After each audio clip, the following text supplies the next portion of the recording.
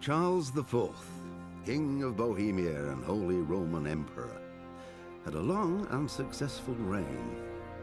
The empire he ruled from Prague expanded, and his subjects lived in peace and prosperity.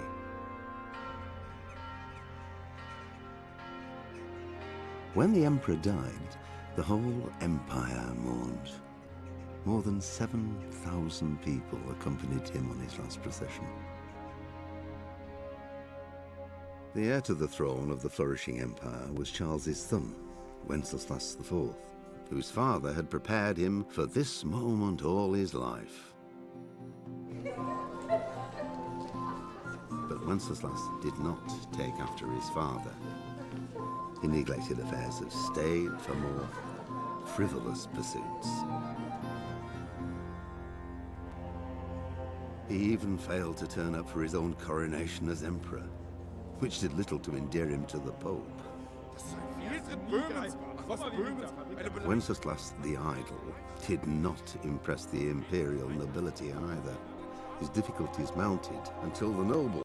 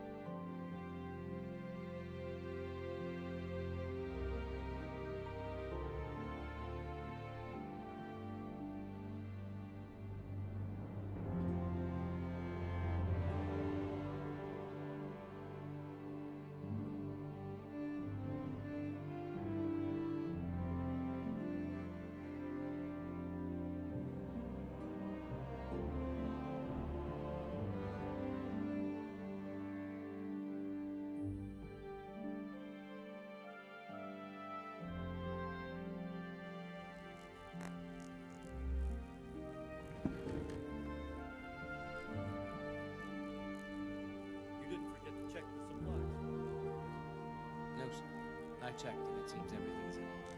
All right. You fled.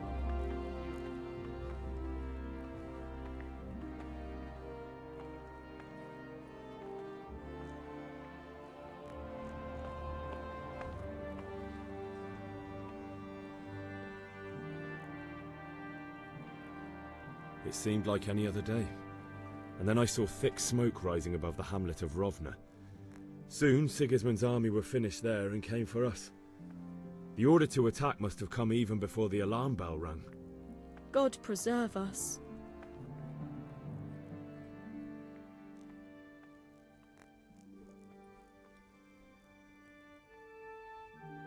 We all ran towards the castle for shelter, but they were too fast for us.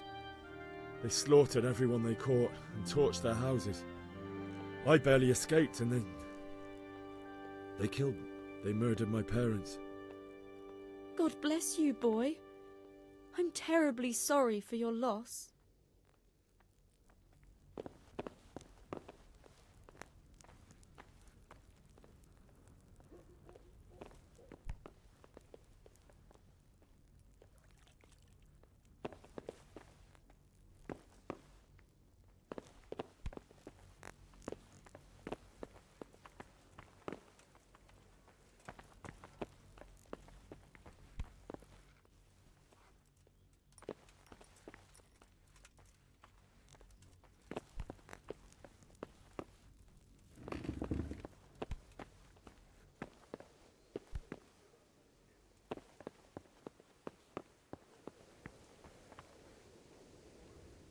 You've done well, lad.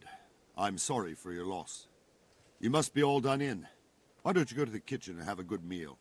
Sorrow is easier to bear on a full stomach.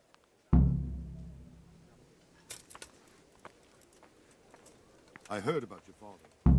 They say he was a swordsmith who moved to the countryside to make horseshoes.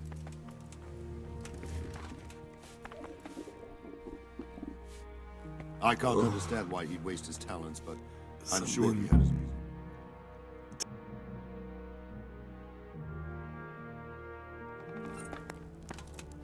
Ah, milady. You are fortunate our good lady Stephanie of Talmberg has graced us with her presence. My lady, I'm honored. So this is our brave young man. Welcome, lad. Bojena here will take care of you. No doubt you're tired and hungry. Indeed.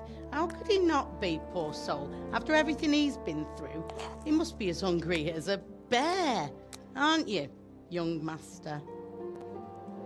Here you are, then. Eat your fill. And a little wine to wash it down. Thank you, my lady. When you're done, you can go and rest with the grooms in the Outer Bailey. No, that won't do, Sir Robard. After all he's been through, he deserves a proper bed. Let him sleep in a lodge in the courtyard. Certainly, milady. Young Henry here is overwhelmed by your generosity. Yes, thank you, my lady. I will reward you for your kindness. Eat up now. You're in capable hands, so I'll leave you to it. Good night. Good night. Good night, ma'am.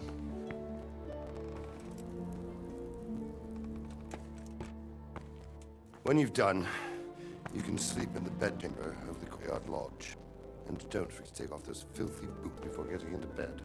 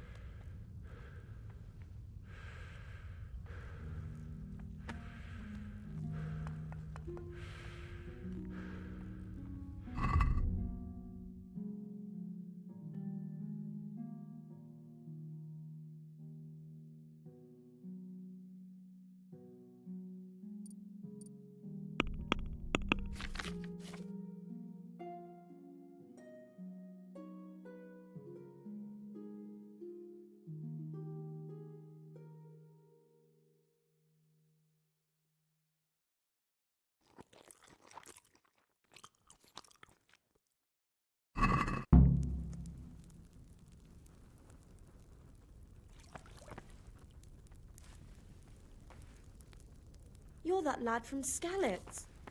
What in heaven's name happened there?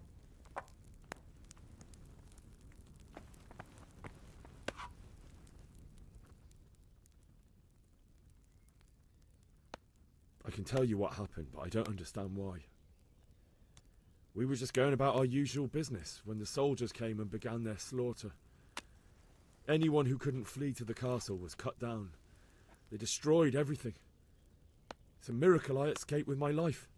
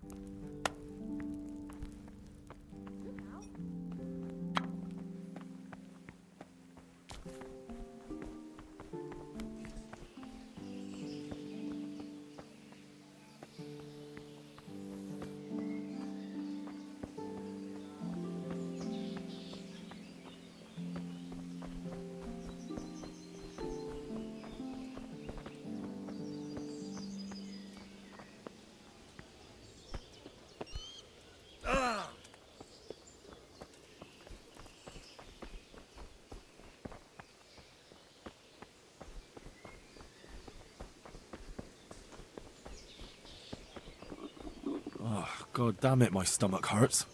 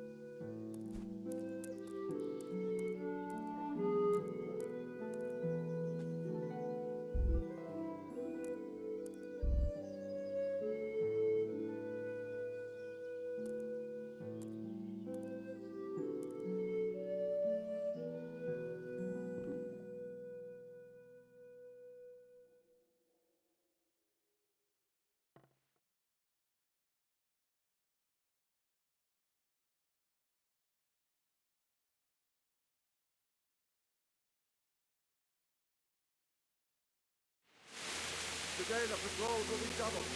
Keep your eyes peeled. If you see anything out of the ordinary, report it immediately. Understood? Yes, sir.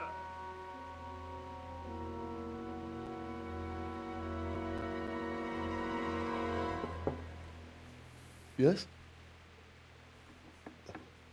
It is I, Henry. Forgive the intrusion. I didn't wake you, boy, did I? My lady, no, not at all. But what brings you here at this hour? I thought you could do with a little wine. It's just what you need to help you sleep. My lady, thank you. You really shouldn't. You could have sent a servant.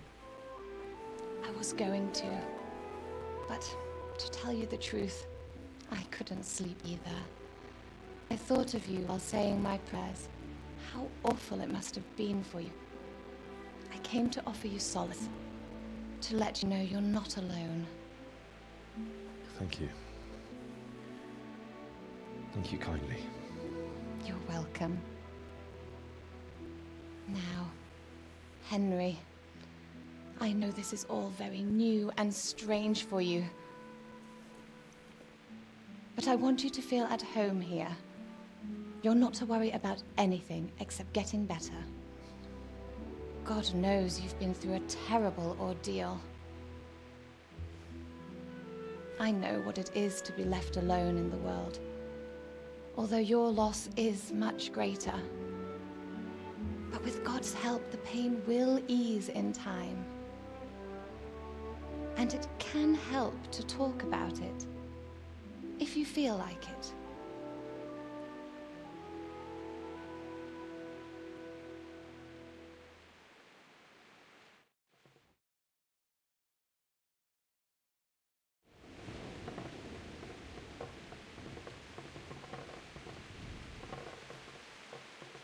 You might be right, my lady. I'll tell you what happened. It was terrible and unexpected. The day started just like any other. Father sent me into town on some errands.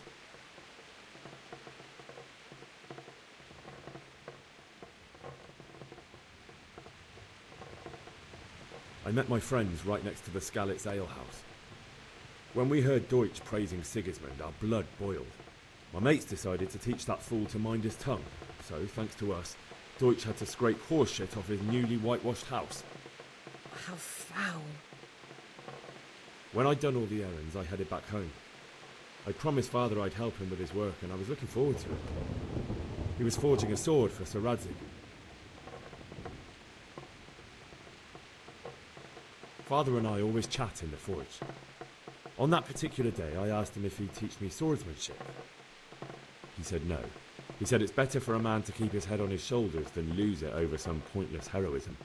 If only you'd known what fate had in store for us. Oh. But Sigismund's horde was already on the horizon, ready to attack the town.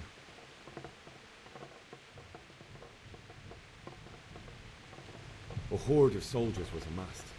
Pennants flapped in the wind, the armour glinted in the sunlight, and the horses whinnied impatiently. They were waiting for Sigismund to give the command to attack. How awful. And then death descended on Skalitz.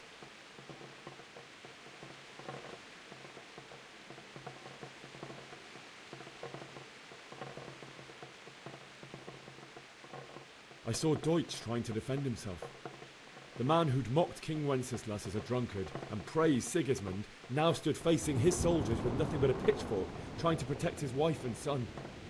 It was hopeless. He slaughtered them all. That's so sad. I ran to the castle like our neighbours to take cover, but I didn't make it. I had to find another way to save myself. The men on the battlements called down to me to flee to Talmberg and warn you. I was lucky I knew a concealed path around the castle.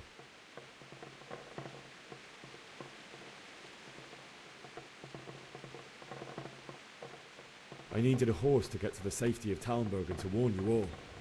And with all that was happening, you thought of others like a good Christian. Then I heard a scream. It was Teresa, the mill wench. She'd been caught by a gang of Cuman savages who planned to violate her. I had Sir Radzig's sword, and even though there were several of them and they were better armed, I had to try and save her. I wanted there to be at least one person I'd helped. And I succeeded, even though it almost cost me my life. After that, I stole a horse from them and rode off. Like a valiant knight. I'll never forget the horror. It will haunt me for the rest of my life. That's terrible. How could something like that happen? God alone knows why he lets such things happen. Oh, you poor boy. I understand your grief, but God is not to blame for the ills of this world. That is the work of Satan and those who do his bidding. Those who are corrupted by greed, envy, and pride. You must not lose faith, whatever life brings. Fate has not been merciful to me, and my husband either. Although in comparison to the horrors you went through. I was young when I married my husband. It was my father's wish. Divish was a lot older than I, but a woman must bear her lot. Shortly after our marriage, before I even got a look at Talmberg, the castle was stormed and my husband was imprisoned. Really? My husband had some quarrel with Sir Havel Medek of Valdek, who decided to resolve it by force. He stormed the castle, burned down the village of Pribyslavitz, and killed many of our men, even the old chamberlain. He imprisoned my husband in the castle and put his own garrison there. That's awful. I was barely 18 years old, and all of a sudden, I was left alone with Sir Robert. We didn't know what to do. We went to Prague to appeal to the king and sought help from Divish's friends, but all to no avail. We tried for years, but it seemed I was destined to be left alone and my husband to rot in jail in his own castle. Years, you say? 7 years. That's how long it took before Havel was condemned as an enemy of the crown. And even then, he refused to surrender the castle and release my husband. In the end, I raised the money to pay a ransom, and only then, by the grace of Lord Jesus, did I finally lay eyes on my husband once more. 7 years? And was Havel punished for it? Never. And after 7 years, my husband returned to me an infirm old man. Sir Divish seems like a good, strong man. Certainly, only he has many concerns. He had to rebuild Talmberg. After he was released, the king appointed him Burgrave of Prague Castle, and he was very busy. He had no time for me at all. But at least we were in the city, and there was something going on. And now, we're here. My lady, you're still young and beautiful. Your best years are still ahead of you. Would that that were true, lad. Would it were true. But what am I doing bothering you with this? You have troubles enough of your own. I'll go and let you sleep.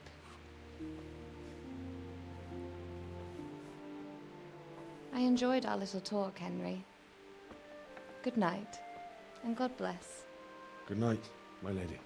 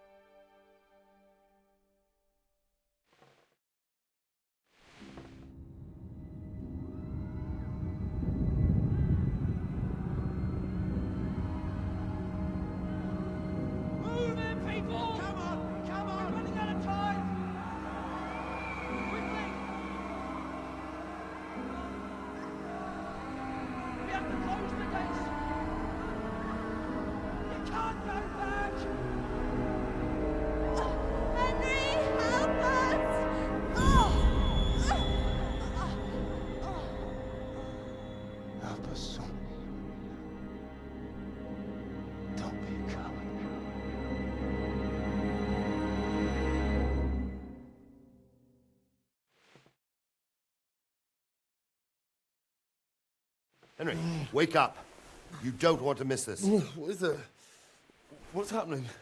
Come to the battlements. One of our patrols reported a company heading here from Skalitz.